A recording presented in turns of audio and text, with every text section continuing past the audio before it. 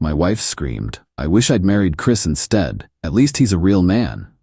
I whispered, "You still can." Then I texted Chris a screenshot of her message. What he replied made her lock herself in the bathroom. I, 31 male, was washing dishes when my wife Tessa, 29, screamed that at me during another fight about money. We'd been married for 4 years.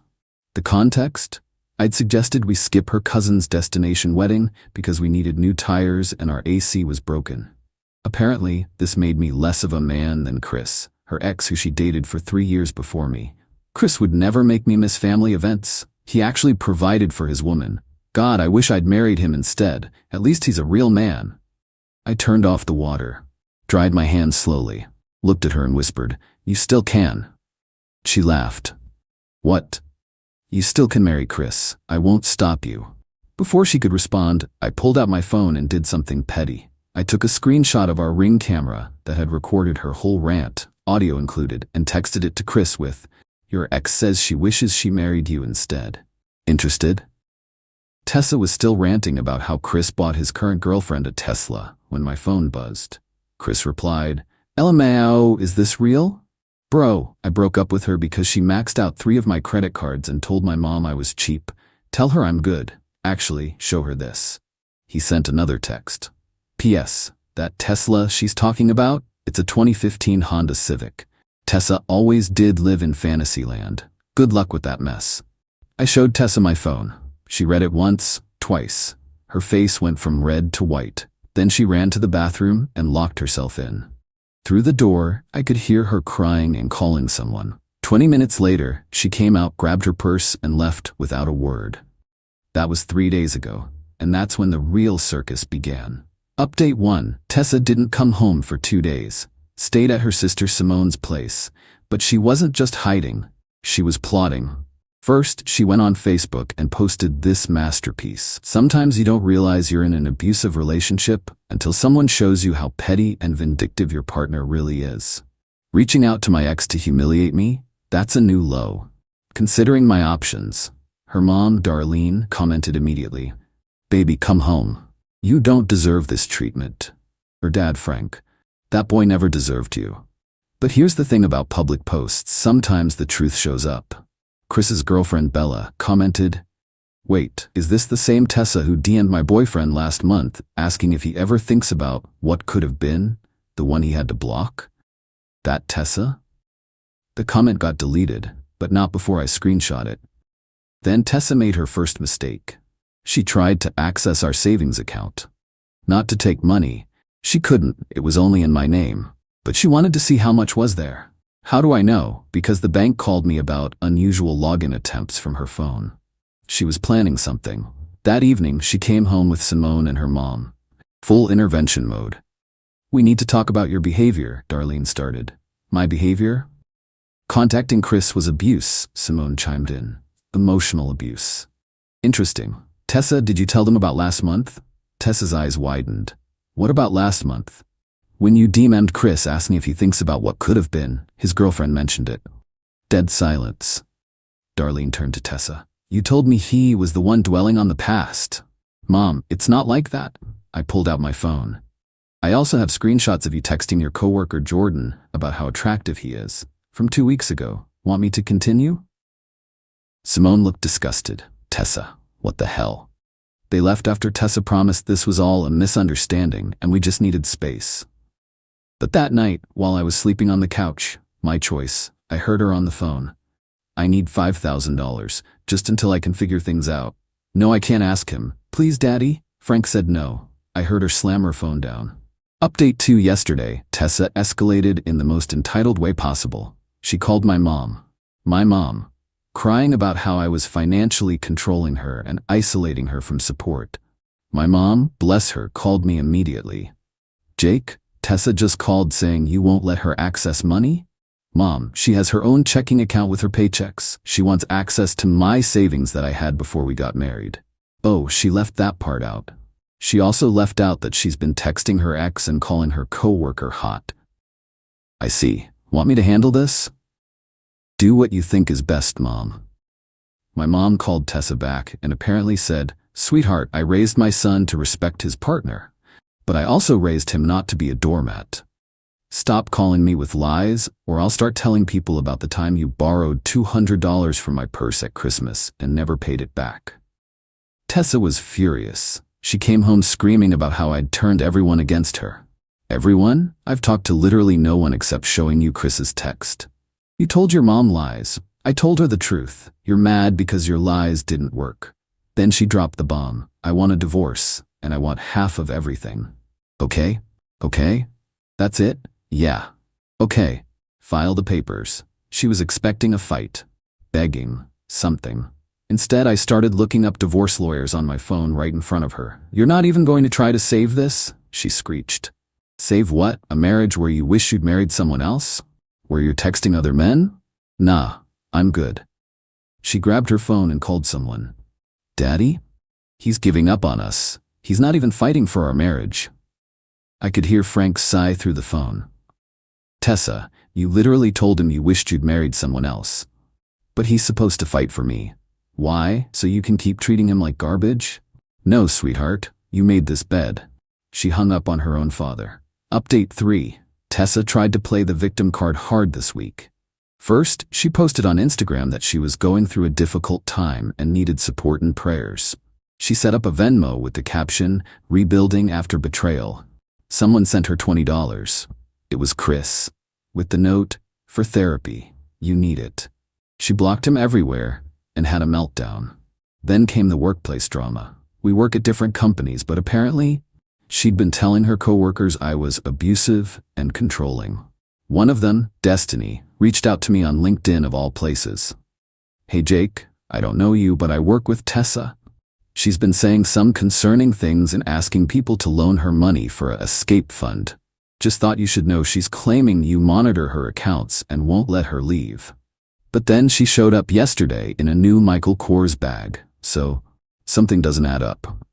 A new bag, while claiming she needed money to escape. I thanked Destiny and forwarded the message to my lawyer.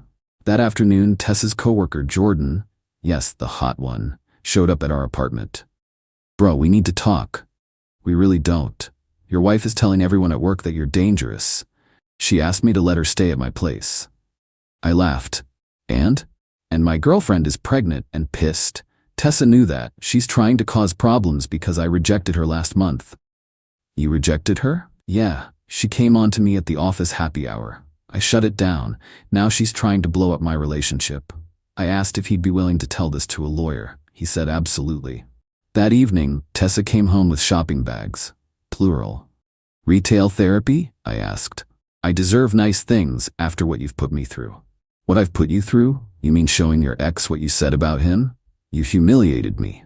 You humiliated yourself. I just provided evidence. She threw a shoe at me, missed, hit the TV, cracked the screen. That's coming out of your half, I said calmly. She screamed and stomped to the bedroom.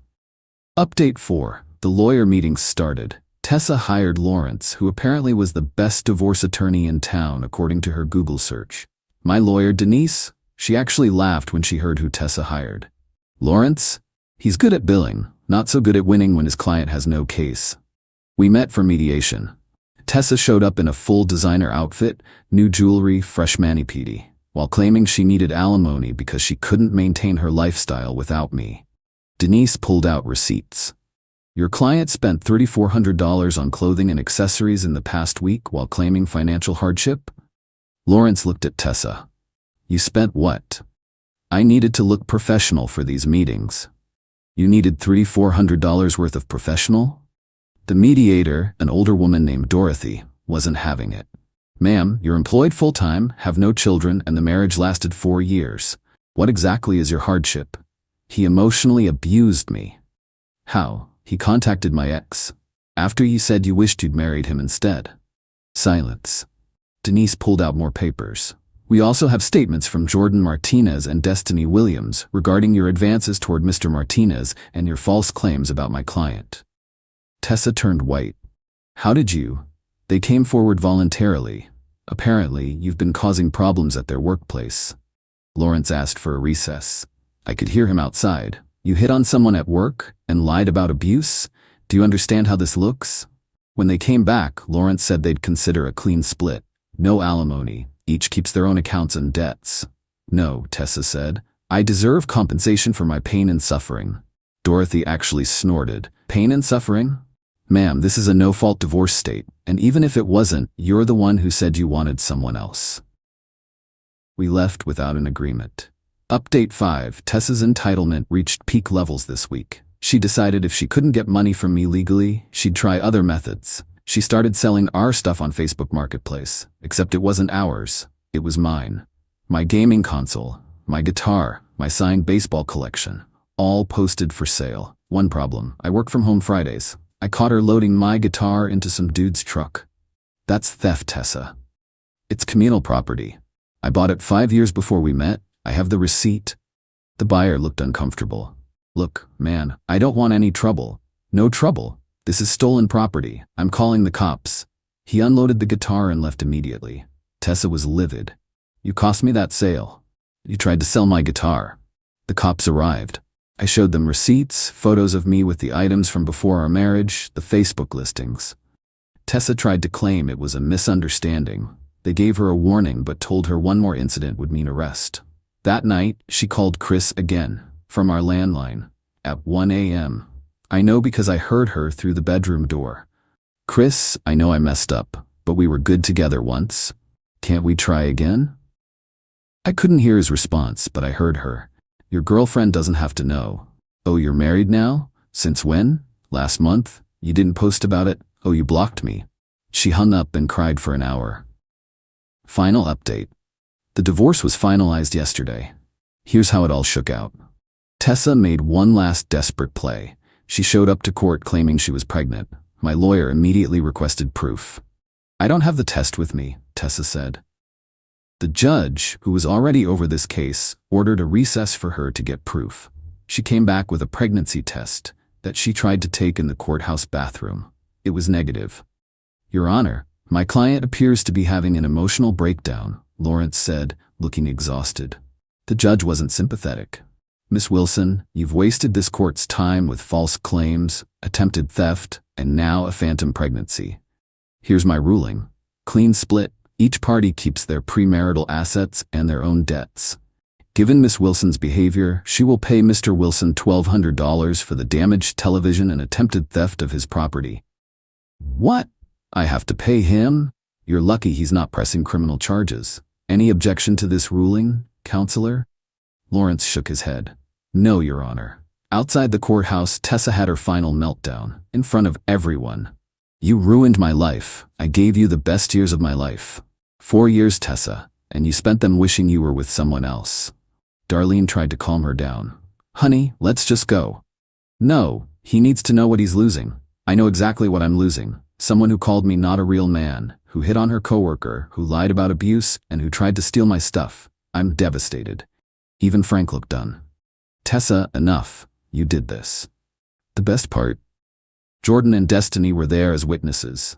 Jordan's pregnant girlfriend was with him. She walked up to Tessa. You tried to ruin my relationship because my man rejected you. You're pathetic. Tessa tried to respond, but Bella, Chris's wife, yes wife, pulled up with Chris. They weren't there for court. The courthouse also does marriage licenses.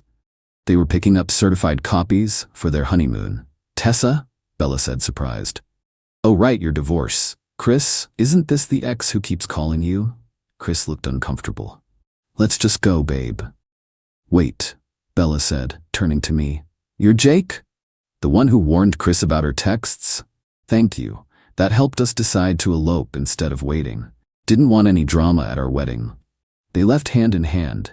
Tessa stood there watching her ex-boyfriend walk away with his new wife while she'd just been divorced and ordered to pay me money.